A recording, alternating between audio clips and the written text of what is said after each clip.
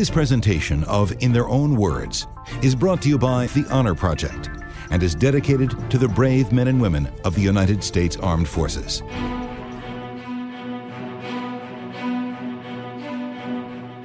Hi, I'm Rob Lahani from the Honor Project. Thanks for joining us for Season 2 of Warriors in Their Own Words. For these new episodes, along with the veteran interviews, we decided to add a few personal impressions of these heroic individuals who we were fortunate enough to talk to. This episode is about the birth of combat helicopters. Back in 1944, aviation pioneer Igor Sikorsky supplied the U.S. Army with a handful of his new helicopters. The Army designated the aircraft the YR-4 and trained 4 pilots to fly these new and somewhat unpredictable machines in the jungles of Burma. Lieutenant Carter Harman was one of these first pilots. I sat across from Harman at his home in Carmel, California back in 1991 to put this hero of our nation on record and to hear how he performed the world's first helicopter combat rescue mission. First of all, I was a civilian pilot. When I was still in college, there was a program called Civilian Pilot Training Program, sponsored by the government before the war. And I went through 2 courses of that.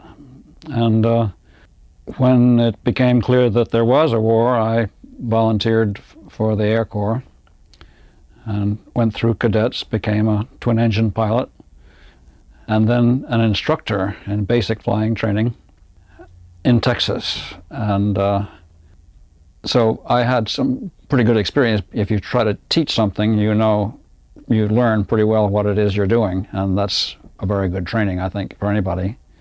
And a little while later, I was lucky to hear a call for volunteers for helicopters. The call was, anybody under 150 pounds want to volunteer for helicopters. So I volunteered, and a list came through with my name on it. 30 pilots had volunteered. There were 8 positions open, and we were told to report to a hotel room in Fort Worth the next Thursday, and I flew down there. They gave me a plane, and we were all stacked in this sweaty hotel room, and then there's captains and people who looked like they had a lot of experience, and I felt very much like a musician, which I had been, and less and less like a pilot who was going to win a position as a helicopter in the helicopter program. At this meeting, Harman was interviewed by the legendary pilot Colonel Philip Cochran. Cochran was looking for volunteers to fly helicopters with an experimental force called Project 9, which would later become known as the 1st Air Commando Group. Cochran and his commandos were operating behind enemy lines in Burma, aiding the British effort against the Japanese. The interviewer was Philip Cochran, Colonel Cochran. He was a hot pursuit pilot and had a very big reputation. And he said there was going to be a dangerous mission, but I didn't know that there was an outfit being formed and that's what I was going to become part of. I just thought we were going to learn how to fly helicopters and then be assigned somewhere. But it turned out we were already in Project 9, which became the 1st Air Commando Group. And that was why it was dangerous. Cochran had told some of the people who survived that interrogation that he expected a 50% casualty rate. Well, I asked one of them what he thought then, and he said, well, I didn't believe him. He said, because nobody in his right mind is going to go into an operation where there will be 50% casualties. You don't do that if you've got your wits about you, and Cochran impressed him and me as a person who certainly had his wits about him. And it turned out, of course, that the helicopter pilots had a 75% casualty rate. But when I did talk to Colonel Cochran, who was there with a party and interviewing every one of us, taking notes, he looked at me askance when I told him that I'd been a musician and and told me that it was a dangerous assignment, and I didn't believe him. I thought he meant that helicopters were underdeveloped and it would be dangerous flying them. And the last thing he asked me was that I have any previous flying experience before the war. And I said, yes. He said, why the hell did you tell me? And I said, you didn't ask me, sir. But that was a foot in the door, and that, I think, was what they were looking for. So almost 3 months later, the call came through, and I was flown to Bridgeport, to the Sikorsky factory. And there were 8 of us there, and 4 crew chiefs. And we all went through a month's ground training, and then the 8 of us were reduced to 4 because it was taking too long, they said.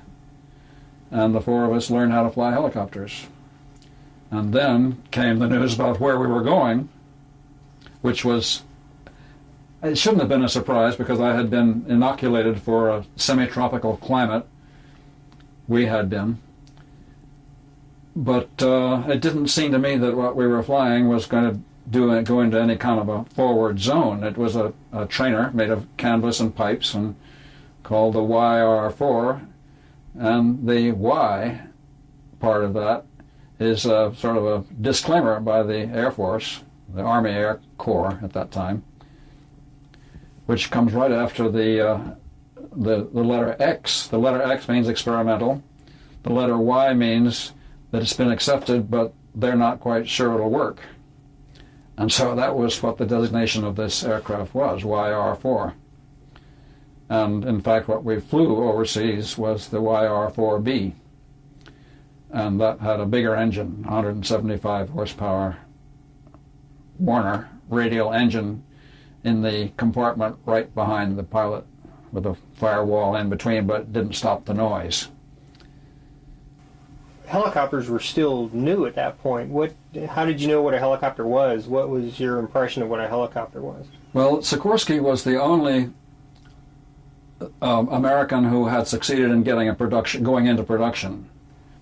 But everybody had seen the VS-300, which was Sikorsky's experimental model that changed every time he crashed, which was frequently. And they just rebuild it and fly it the next day and see if that worked any better. It's a hilarious story now, and you see pictures of it flopping over on its back, and Sikorsky himself with his fedora hat falling out onto the ground. And everybody had seen that. It was in all the Sunday supplements and everything.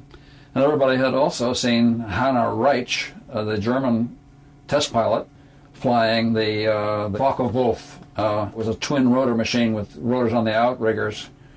And she flew it inside of an armory every night for 3 weeks. And it was, a colossal impression that made on everybody in the world. Everybody knew about that. And so we knew that helicopters were coming along and probably available soon. But that's all we knew. And so I thought, well, it's a new thing. I did consult with an old pilot before I left Texas, before I made my volunteering final. And he said, hell yes. He said, get into anything you can, especially a new machine. You get in on the ground floor, and who knows, it might make a whole new career for you. So that's what I thought I was doing. What thoughts were running through your mind when you first saw this YR4 and sitting there on the ramp? Well, I thought the first time I saw that machine that it would never fly. But then the next time I saw it was flying, and it looked like a grasshopper. It really looked more like a grasshopper than anything else. The wheel struts stick out from the sides, akimbo, like that, with long telescoping struts, shock absorbers. And most airplanes look like they want to fly. And to me and all of us, the helicopter looked like it wanted to jump. And that was a joke that we didn't think was serious, but it turned out later that we had to jump it. That was one of the big problems that came up in India. But when I got into it, it was very much like getting into any airplane for the first time, aircraft for the first time. It's amazement at how flimsy it is and how powerful it is when it starts to go, how scarily, how much tremendous energy there is flying around in there. And when the rotor starts to go overhead, you think, and it starts to whistle, and you think that's pretty amazing, that this is going to pick you up. And then it disappears. As it gets up to speed, it turns into a sort of a blur. And that was pretty scary for a fixed-wing pilot, to get off the ground and hover and look up and there's nothing, or out, and there's nothing holding you up.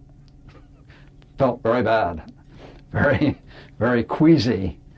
And then they gave us Jimmy Wiener was our instructor, and he gave us all an orientation ride first.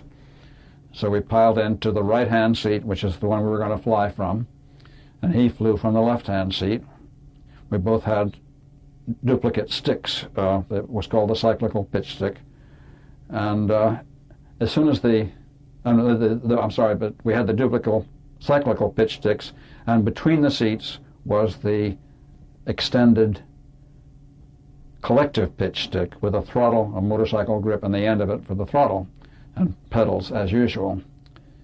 Well, as soon as we got off or applied any power, any lift to the blades, to the rotor, as soon as we got off the ground and applied lift to the rotor, the cyclical pitch stick started to rotate between your knees, both of them, at the same rate of speed as the rotor was, 300 times a minute or something like that.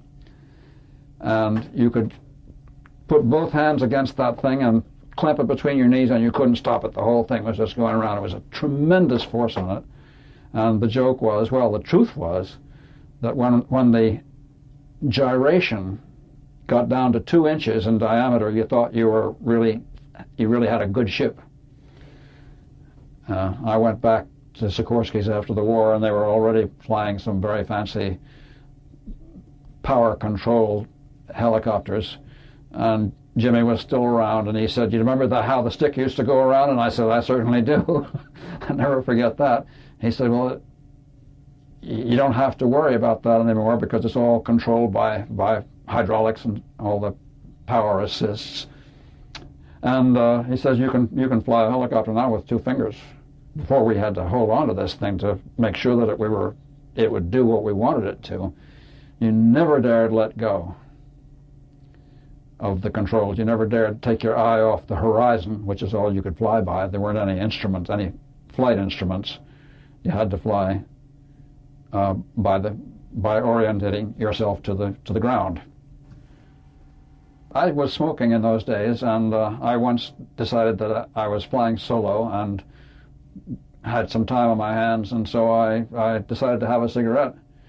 So I got out my cigarette and the matches, and I put the stick between my knees, clamped it between my knees, and watched it and got the match lit, took my eyes off it, lit the cigarette, and put my hand back on the stick, and we were in a steep diving turn. That's how unstable it was, a totally unstable machine. You could not let it out of your attention for a second. Couldn't.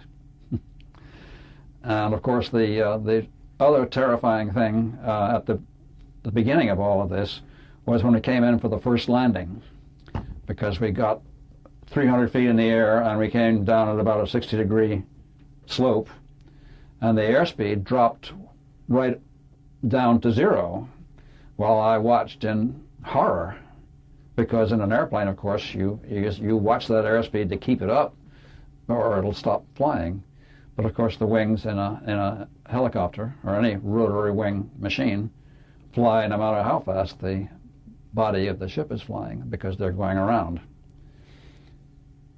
So that was all, we swallowed all that pretty easily. We're all young, And the most difficult thing after getting used to this, the fact that it actually would fly, and the fact that it was making a terrible racket the whole time with the engine back here clanging and battering and the rotor whistling up above, the worst thing was learning how to hover. And learning how to hover is sort of like learning how to ride a bicycle at very slow speed.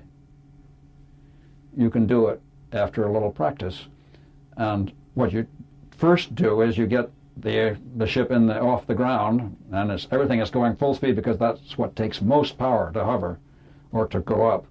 But hovering takes a lot of power, and what you try to do is to hold it still, and you're looking out at something out there trying to keep in position, and it starts to drift. There's a gust of wind or something moves you sideways, and so you correct, and zoom, off you go in the other direction, and then you come back. And we used to see this very dangerous being on the flight strip during those days, because these things would be zooming all over the place. People, the pilots, the student pilots, overcorrecting. How many were in existence at this time? Well, they were making them at the rate of about 8 a month. That's what I figured. There were 8 on the production line, and they came off a couple of times, 3 times a week. And you learned to do this at Bridgeport, Connecticut? And that was in Sikorsky factory. We were taught by Sikorsky's nephew, and that was in Bridgeport, Connecticut, down by the Long Island Sound, and our practice area was a beach that had once been an amusement park or something, and it was all gone. So we did everything out there. It was about a mile long. The landing field was the backyard, factory backyard, had a fence covered with cinders, and when a helicopter would come in for a landing, the cinders would fly. So you had to get out of the way, not to get blown. Did you deal with Igor Sikorsky at all? Yes, Sikorsky met us when we first arrived, and he was a very cordial guy, a very intelligent man, and he had a twinkle in his eye, and he told us that what he saw as the future of helicopters was safety and rescue, casualty evacuation or medical evacuation. And his little saying, which he's had said on many occasions, was, if you're in an airplane and somebody's in trouble on the ground, all you can do is throw a wreath on him. And if you're in a helicopter, you can go down and get him. So that was it. We knew the whole time this was not going to be a combat machine. I was terribly shocked when Vietnam came along and I saw that they were shooting from it and dropping bombs and things and going into combat, because it seemed to me that the logical thing for helicopters was rescue or evacuation. And that's what we were there for. There's no question about that. I saw my role as being an angel of mercy. And I like that. I mean, I certainly didn't want to shoot anybody or be shot at, even more perhaps. We all felt that we had a chance to make history, that nobody had ever rescued anybody in this machine, and that was what it was for.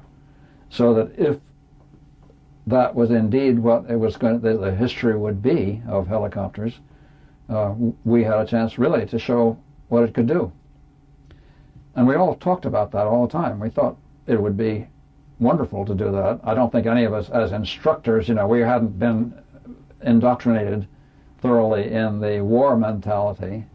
We were busy teaching people to fly and learning ourselves. So that killing wasn't something that any of us interested in or cared for. So one by one, all of my colleagues disappeared, in fact, because there was a lot of military security in operation, and that they wouldn't tell us when we were going to go. But I knew by then that we were waiting for the C-46, the Curtiss Commando, which is the biggest twin-engine airplane in the world and the only one to that date which could accommodate a helicopter in its body. Actually, it was the size of the cargo door that was big enough to take a helicopter.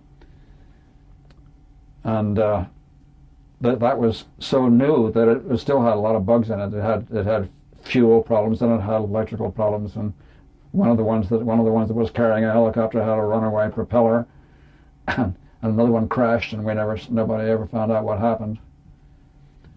But all of my friends got overseas, and I got letters or communiques back saying, bring booze, the stuff you get over here is terrible, but Project 9 is a hot outfit, and you'll love it. Well, I wasn't so sure because it sounded pretty primitive, the accommodations and all of that. But it turned out, of course, that we took our trainer, which was short-ranged and underpowered, and without any armor or armament, and took it overseas to a semi-tropical climate, which was India, to support the British. I got there on March 16th, 1944. Where we went when I was picked up by finally in C-46 of the Air Transport Command, we went to the field which is farthest north in India, which was a bit of a surprise to us. We didn't open our orders until we were almost there. We knew we were going to India, but we didn't know where in India even. And the place was called Chabua. And at Chabua, somebody had heard of Project 9, and they figured out that it was in southern Assam, which was across a range of mountains about 300 miles away. So we flew down there and made contact with the radio there, which was called Red Dog, and landed at Lalagat, southern Assam, northeastern India. Southern Assam is now partly Bangladesh. Northern Assam, which is above the mountain range, is still completely India.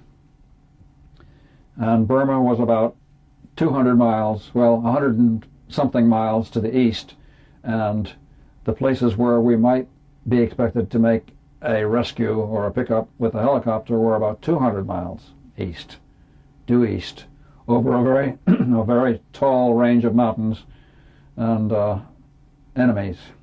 The Japanese were in there by that time.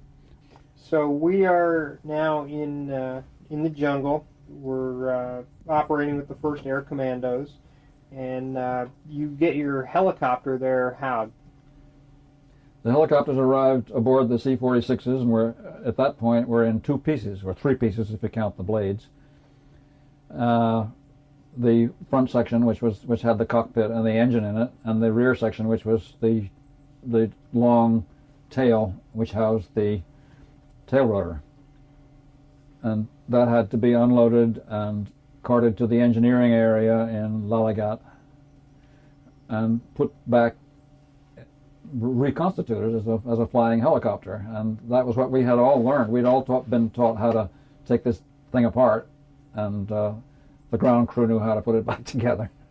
And so we all pitched in and helped and put them together and test hopped them. Well, the first pilot casualties were Pete Turney and Bert Powell, who was his buddy, and they took one of these newly assembled helicopters on a test hop and ran into a wire. They were having a good time, and they had telegraph wires on poles running around the field, and they were hard to see, very light wires. And they hooked that on with their wheels and crashed. And Bert was killed, and Pete broke his ankle, I believe, and had some damage in his upper part of his body, and couldn't fly anymore. We started with 8, which were immediately reduced to 4, and so now we had 2. Well, one day Bob Beeman was flying a C-64 into and out of Aberdeen, which was the name of one of these big fortified strips in Burma, and he flew too low over an enemy position, and a bullet came through the bottom of the plane, went through his co-pilot's ankle, through his parachute in the bottom of his seat, and through his right thigh, and in all the way across his belly, and landed in his left thigh and stayed there. And he was unconscious, but the co-pilot, who was a flight surgeon, got the plane on the ground safely at Aberdeen, and they patched him up and took him to the hospital in another C-64, and that was the 75% pilot casualty rate. There was 1 left. That was me. We were all still talking about what we were going to do if there was a mission assigned to the helicopters. We were quite sure that it would take place somewhere around Aberdeen, because that's where all the action was. That's where all the light planes were flying into and out of to pick up casualties farther forward. So we could see right away, when we looked at the charts, that we were not going to fly the helicopters directly over the mountains into Aberdeen because it was 200 miles. The helicopter range was 120 miles. The alternative was to make a big loop around through the northern part of India and make a U-shaped flight that would bring it down partway into Burma to another one of our little airstrips which had light planes on it called Taro. And from Taro to Aberdeen was only 120 miles, but the range of the helicopter was also 120 miles, and you don't do that. You don't arrive with an empty tank. And so we were at an impasse. We didn't know what to do. We thought of an auxiliary tank, and we couldn't figure out how to do that. We thought we would probably take 4 Jeep tanks, which held 20 gallons, which was our tank capacity, and we'd land and pour in gas along the route. But the last leg was over enemy territory. There was a huge dry lake there called Lake Indoji, and these light plane guys, who were daredevils anyway, flying sergeants, had landed in the middle of Lake Indoji, perhaps not knowing that it was a staging area for the invasion of India, and they took off without any particular damage. Didn't do anything there, they just went to see what it was like. But Lake Indoji was only about 2 miles wide, and it was about 5 miles long. And I figured somebody with a cannon, or somebody with a Jeep even, could get to me before I could pour any gas in and get along. So we remained with that impasse. Meanwhile, having put together some more helicopters, we found out the other things that were wrong with it, which were, A, that it couldn't hover at an altitude above about maybe 5,000 feet. And hovering is necessary because you make a zero airspeed landing. You come straight down and take off straight up. So you have to be able to hover in order to land. 5,000 feet was the very best we could do in the hot air.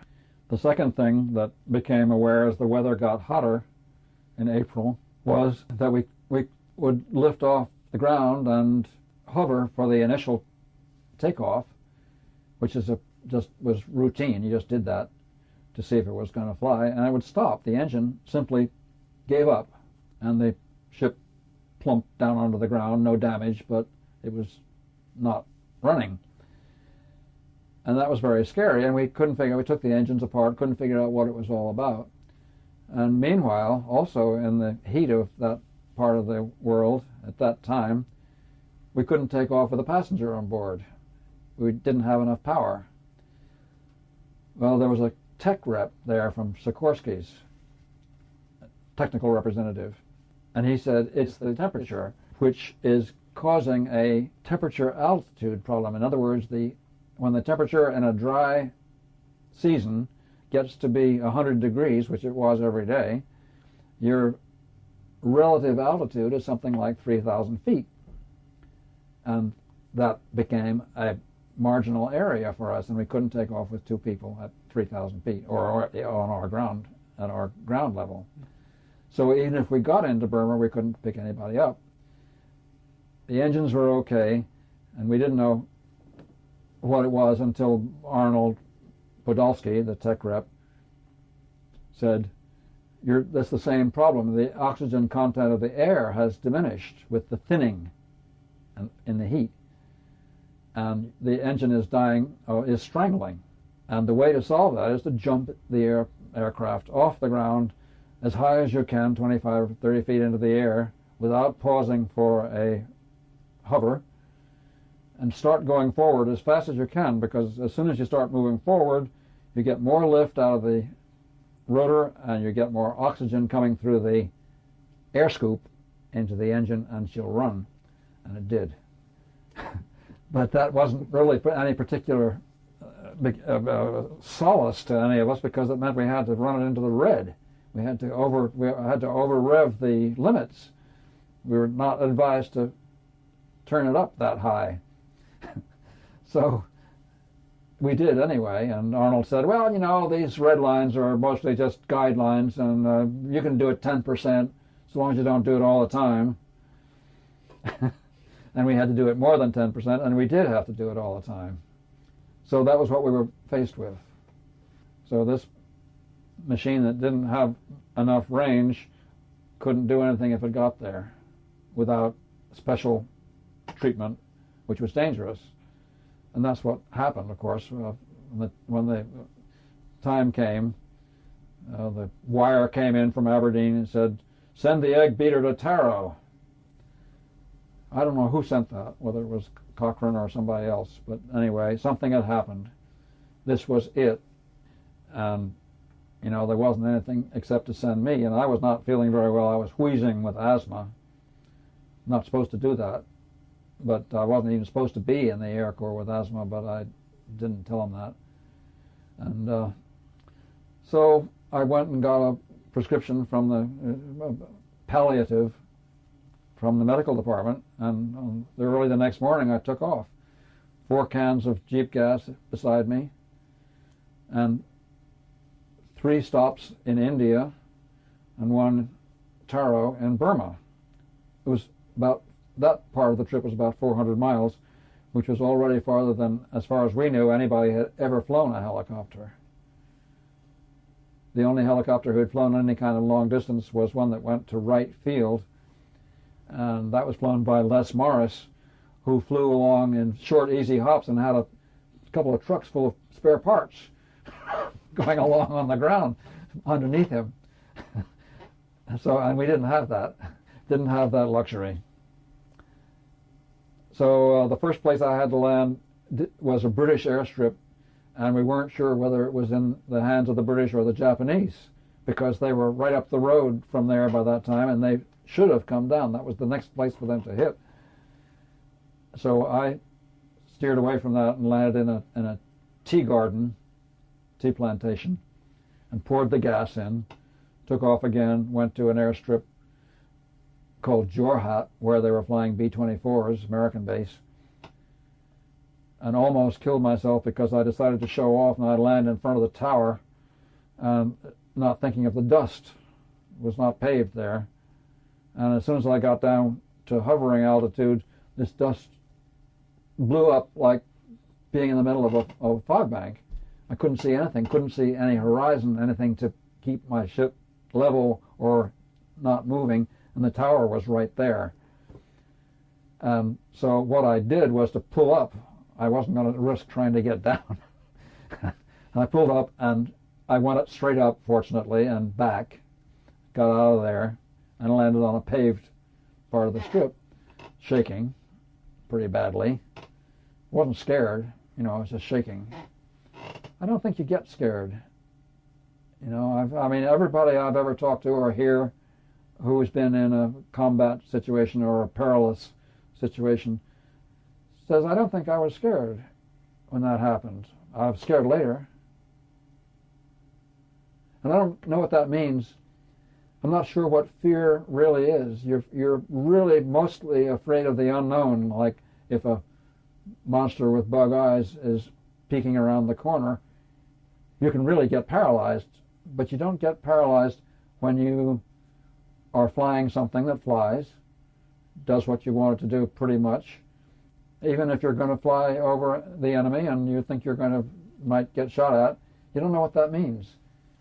You don't know enough to get scared, I think.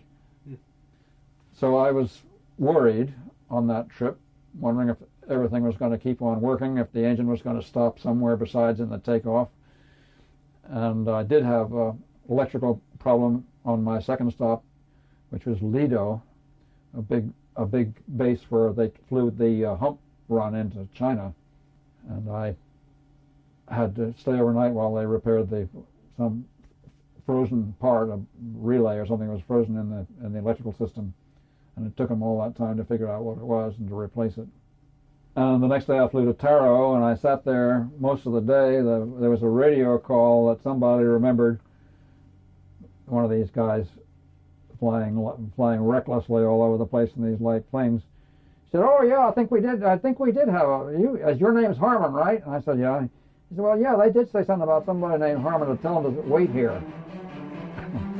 The first air commandos flew bombers, fighters, and transport planes, but also light utility and liaison aircraft like the L-1 Vigilant and the L-5 Sentinel, built by the Stinson Aircraft Company. So I waited, and pretty soon in came an airplane, an L-5, with the group engineering officer on board, John Jeanette, his name was. And he looked at me with a beady eye, and he said, well, I think we can fix this thing up. And he says, there's a L-5 has crashed over here. We'll take the wing tank out of that, and we'll install it in the helicopter. He took measurements, and sure enough, it fitted right over my head. And they lashed it in there with parachute shrouds and a hose coming down behind my back and went into the gas tank of the ship. And there was a petcock right back here, and by the time I got strapped into my seat, I could just barely reach the petcock, and they hadn't bothered to cork it up, and I hadn't thought about it enough, I guess. But if I turned it the wrong way, the gasoline would gush out of the third joint of the petcock, so I had to push with my thumb and pull with my fingers, and I tried to remember that. And the idea was that I would fly to the point of no return, or almost. So when Jeanette finished putting in the auxiliary tank, that solved the range problem, as long as you had enough power to lift all that extra gasoline, which is weighed about as much as a man. So I switched over and drained the auxiliary tank into the ship's tank and got to Aberdeen with no problem. Everything was fine, and Aberdeen was a lovely place, and Cochrane was there and gave me lunch and told me that I had to wait for an hour because they were going to go down 30 miles south of there to an airstrip which was held by British. It was a sandbar in the middle of the Mesa River. And they were going to go from there over 10 miles into the jungle where the casualties were waiting, and they were going to tell them to come out of their hiding place and wait for the helicopter, which would be there in a little while. And that all happened while I was talking to Cochrane and giving him a free ride when we had an engine failure. Because I did it wrong. I did it by the book, which is to hover on takeoff, and of course it stopped. It was hot. And he was green, and I told him not to worry, that we knew, and and I realized when I was telling him that we knew about this, he said, why didn't you do it right then? Well, we took off, and he got control of himself and flew it, and he kept looking out the window, and he couldn't see. We were still over the airstrip, going about 60 miles an hour, which is the speed. And he says, where the hell are we? He says, I'm lost. And I pointed down, there was the airstrip still. He says, oh my God, he says, in a P-51 you'd be clean over the horizon by now. He says, I've got the big eye. So anyway, that was one adventure, and finally the L-5s came back. Oh, everything was okay. Fly to the Sandbar airstrip. So I flew there with 3 L-5 escorts. One was my Pathfinder, who staggered through the air at 65 miles an hour. That was just about stalling speed for him. So it was a good exercise. And the other 2 were photographers. And we got down to the airstrip okay, and one of them went off and notified to make sure that Murphy, the American pilot, was there and ready to get his casualties on board. The reason that Murphy was on the ground and not flying one of the L-1s, which is his ship, was that he'd gotten shot down. With the busy fall season just around the corner, you might be looking for wholesome, convenient meals for jam-packed days. Factor, America's #1 ready-to-eat meal kit, can help you fuel up fast with chef-prepared, dietitian-approved, ready-to-eat meals delivered straight to your door. You'll save time, eat well, and stay on track with your healthy lifestyle. Too busy with your end-of-summer goals to cook but want to make sure you're eating well? With Factor, skip the extra trip to the grocery store and the chopping, prepping, and cleaning up too, while still getting the flavor and nutritional quality you need. Factor's fresh, never-frozen meals are ready in just 2 minutes, so all you have to do is heat and enjoy, then get back to crushing your goals. Level up with Gourmet Plus options prepared to perfection by chefs and ready to eat in record time.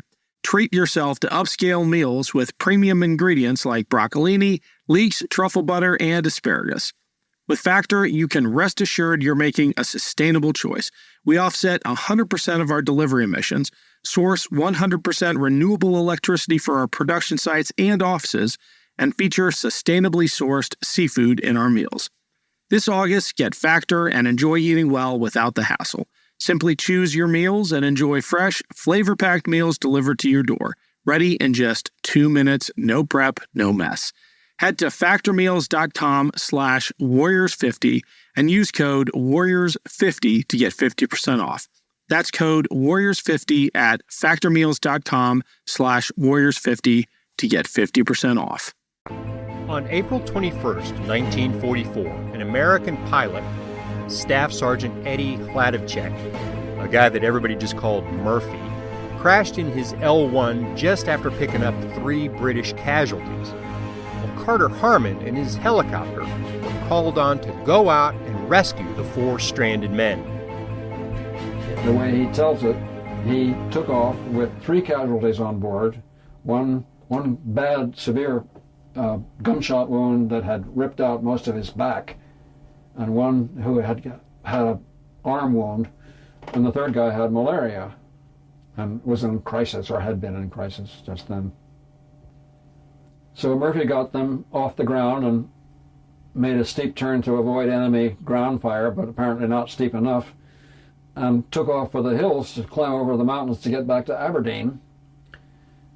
And so that he threw it into low gear. The L-1 had a 2-speed propeller, and to climb you threw it into low. And he threw it into low and it didn't go into low, and in fact the airspeed went down even when he was flying straight and level, and he started to turn at that point, realizing that the engine wasn't going to take him anywhere, and pretty soon it froze, just stopped, and the oil pressure was 0. So we found a tiny airstrip, well, a tiny field in the jungle, which was far too short to land that plane in, but he was very good, and the plane would land at about 20 miles an hour. It was an amazing aircraft. And he got it on the ground and hit a hole in the ground and ground looped, and ripped a wing slightly, but nobody was hurt. So he got them out of there and waited, and pretty soon one of the other ships came along saying, with a rock, they threw a rock out with a message on it saying, "Stand by, we'll tell you what to do." And they went away and came back and told them to go up on top of the mountain and hide, that the helicopter was coming. So that's what they did, and they did that for 2 days. Well, 2 more days. Let's see. That was, I believe, now the dates here are not entirely clear either, but the 21st of April, 1944. And that day was the night that I got the message, so I couldn't fly in that day. So that was one night.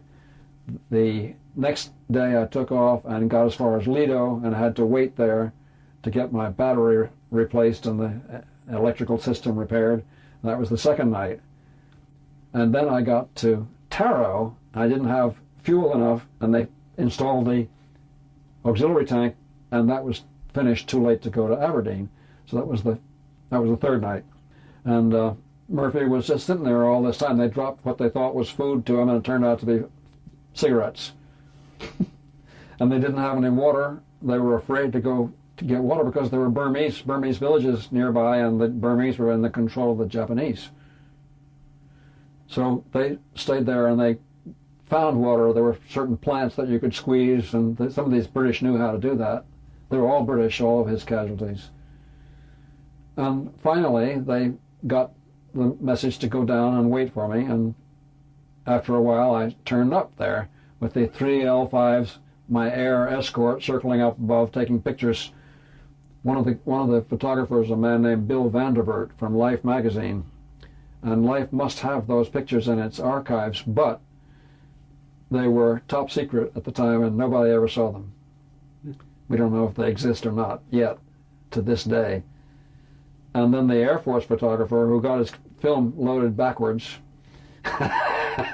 So no record was kept of this. I mean, not really. But not that they could see very much, because they were up above and I was maybe 300 or 400 feet down, and they didn't want to go very low because there was a roadway right south of this field which had Japanese on it. It was a main road. Dirt, but it was, as Burmese roads went, it was Maine. So I landed, and Murphy came rushing out with this guy fireman's carry, holding him like this, and the guy was dragging 3 huge, heavy samurai swords liberated from somebody, and he wouldn't let go of them. And he was heavy. He was already heavy. He was a big man. He had these swords, and Murphy yanks open the door, and he says, "You look like an angel." So he gets the casualty in on board, and the samurai sword's on his lap, and the straps all done up, and this man is all bloody. The bandages were, he'd bandaged him with parachutes when they picked him up, and sprinkled disinfectant of some kind anyway into his wounds. Almost keeled over himself when he was doing this, when he saw the parts inside, and said, "Come back." He says, it's like a Texas hostess, "Come back, y'all." So I took off, didn't have any trouble. I jumped, and we jumped fine, and followed my escorts back to the sandbar where the British were waiting for the casualty, and an L5 was sitting there. They carried him out, put him in the L5. The L5 went back to Aberdeen, and that night he was ferried back to India, and they say he lived. And I went back to pick up the second casualty, and there was no particular problem there. Got him back, except that there was a big cloud over on the horizon behind the hill, and I saw that coming. I didn't know whether it was going to hit there, but it did. And meanwhile, when I got on the ground, I had to pour in gas from my Jeep tanks, which was the only way I could do it. The engine wouldn't start.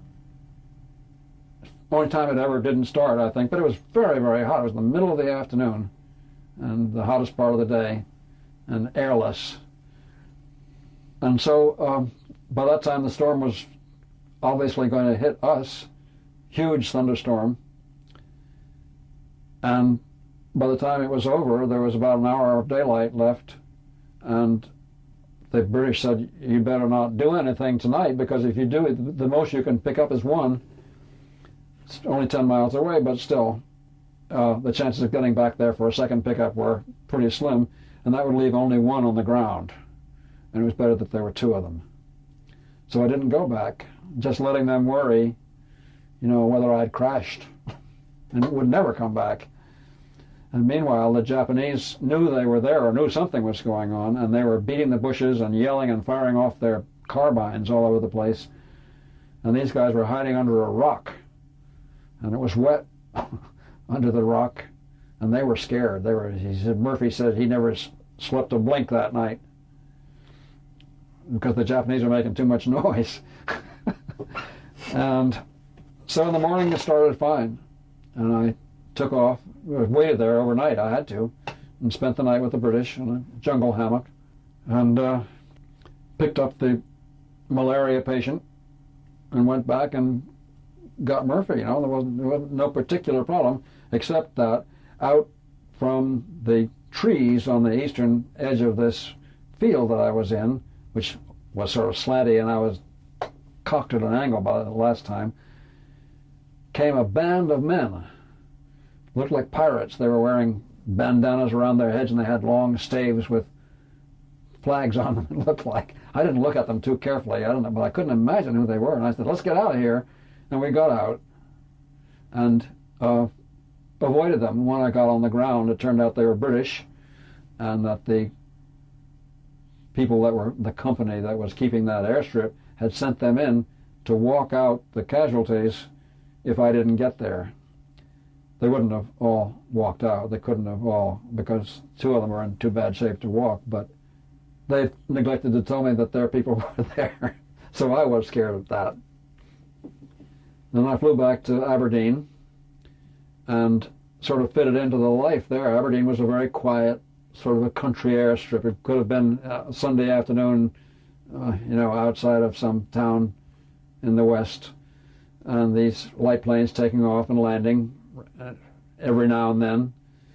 And at night, the C-47s came in and unloaded their supplies, and so then it turned out that there had been a severe attack on White City. White City was a British blockade that covered the railroad track and the road north And the reason that they wanted to blockade that was that our people, the Americans, wanted to finish a road into China so that they could get supplies to Chiang Kai-shek, so that the Japanese would be kept busy there and couldn't send those troops to make more trouble somewhere else. But they were severely attacked, and they had to be supplied by air, and there were parachutes all over the ground. These two hills that the British were encamped in, and they had holes in the ground, and they were all covered with parachutes, and that was why it was called White City. So I went over there and I took out 2 more casualties. I took 2 British casualties from there, both of them wounded. And the second one took a ring off of his finger, and he said, "I want you to have this for saving my life." And I said what I thought, which was I was just doing my job. You know, that's what you do. You really don't think, I don't think people think about the significance, the grander significance of little things like that. It didn't seem like anything because I was flying this wreck of a machine, it seemed by that time, that I was scared of, and I had done something with it that I was supposed to do, and I was pleased. I was damn pleased that it happened, that I finally got the mission accomplished. Of course, I was flying the YR-4, which was the very first Allied helicopter in production, and nobody had ever flown it in a combat situation or in a forward area before, and that was known. I mean, there wasn't any question about that. And when the mission came along, I was the only one left to fly it, so I flew the very first helicopter rescue. And I'm not sure, what I thought, except that I was pleased that something had been done that was positive. I had experience that nobody else had had. I had flown this damn thing in an area and under conditions that nobody had ever dreamed of it flying in, and succeeded, did it. I mean, people say, would I do the same thing again? And I certainly wouldn't, because I know too much now. And when you're in your 20s, you think you're going to live forever. You just can't imagine being splashed all over the tarmac or shot in the ass or something, one of these things. We didn't get scared. We just did it, and then we got scared. So what do you think you proved that the helicopter could do? Oh, I think it could do exactly what Mr. Sikorsky thought it could do, build it to do, which was to pick up people who couldn't get saved any other way. There was really no hope that all those guys were going to get out of there if I hadn't gone and picked them up. And it was a very good mission for that reason. It was a place that was inaccessible, and they weren't going to get out if I didn't take them out. I liked that. That felt good. That felt really good.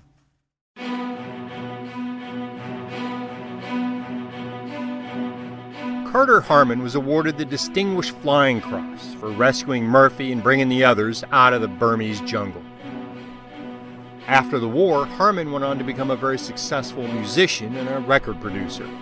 But it was his days as a fearless flyer, writing those first pages in the rule book of air rescue, that made it my honor to speak with Carter Harman and to put this hero of our nation on record.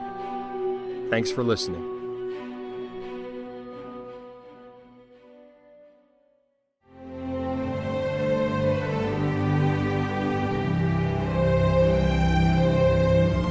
We hope you've enjoyed this presentation of In Their Own Words.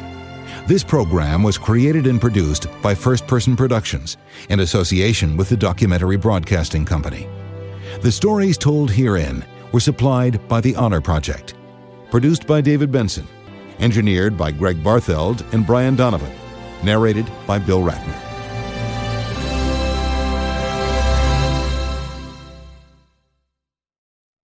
This production is copywritten by First Person Productions, Incorporated.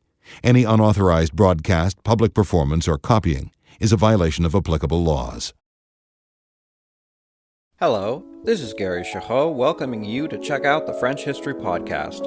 Our main show covers the history of France from the first humans until present If you liked Mike Duncan's The History of Rome and wanted a similar program covering the land of beauty, culture, and love, we are exactly that. We also host world-renowned scholars who have delivered guest episodes on their specialties, including 18th century pirates, revolutionary booksellers in 20th century Paris, the special friendship between the Marquis de Lafayette and Thomas Jefferson, and numerous others. Learn what you love and listen to the French History Podcast today.